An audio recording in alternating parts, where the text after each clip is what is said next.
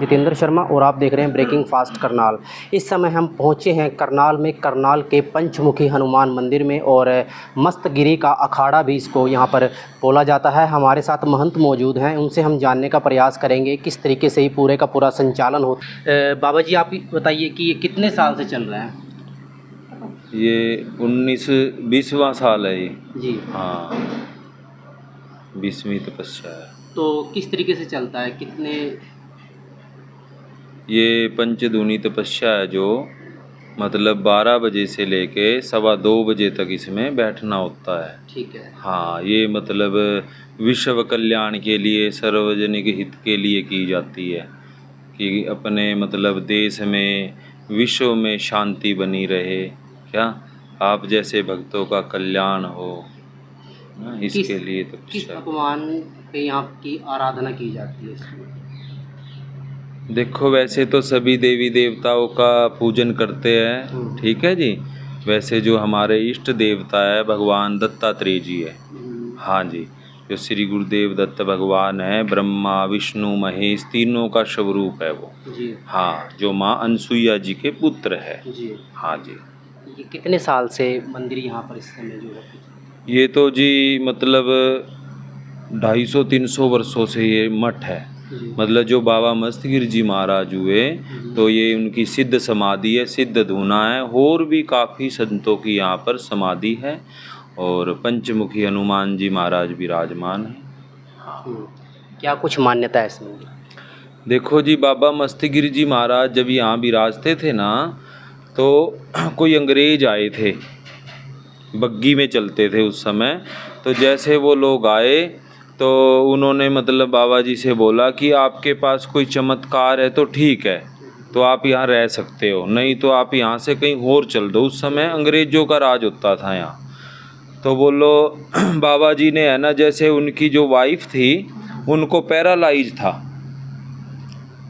तो एक छोटा सा बच्चा बैठा था वहाँ पर। तो बाबा जी ने उसको मतलब बोला इसकी कमर में 3 डंडे मारो। तो उसको 3 डंडे मारे तो उसका पैरालाइज बिल्कुल ठीक हो गया। तो आज भी बाबा मस्तगिरी जी के मतलब कई आसपास में गांव हैं, जैसे कि सीतामाई मोड़ी में आपने सुना है, वहाँ भी बाबा मस्तगिरी जी का धूना, वहाँ पैरालाइज का झाड़ा लगता है। तो वहाँ झाड़ा लगने के बाद यहाँ पर मतलब उसको 12 दिन झाड़ू लगानी पड़ती है, तो पूर्ण रूप से उसका पैरालाइज ठीक होता है। हाँ, और पैरालाइज का झाड़ा यहाँ बाबा के नाम का यहाँ पर भी लगता है। हाँ, और भी कई गांव में मतलब बाबा जी के नाम के धूने हैं, ज़मीन है। तो जो ये जितनी भी भूमि है उस समय मतलब अलाउड की गई थी बाबा मस्तगिर जी के नाम। इसके नाम काफ़ी एकड़ भूमि थी, तो जो कि अब लोगों ने कब्जा कर ली है। क्या अब जो है मतलब इस बाउंड्री के अंदर है बाबा मस्तगिर जी की कृपा से। हाँ, यहीं जो हवन यज्ञ भंडारे होते हैं हर साल होते हैं। धोने में आप ही बैठते हो? हाँ, दूने में हम ही बैठते हैं। कितने दिन तक बैठते हो?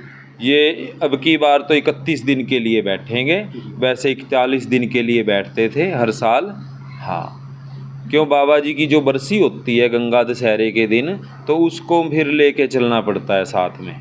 हाँ, 5 धुनी जैसे इसका नाम है, वे किस वजह से है पंचधुनी जिसको? पंचधुनी ये हठ योग में आता है।